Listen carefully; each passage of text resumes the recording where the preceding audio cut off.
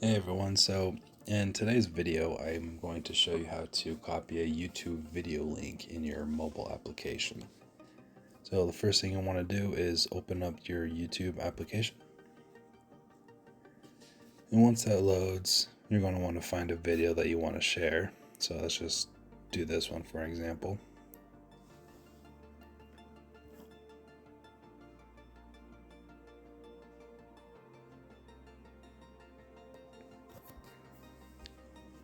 Alright, and then once you pass all the ads and everything,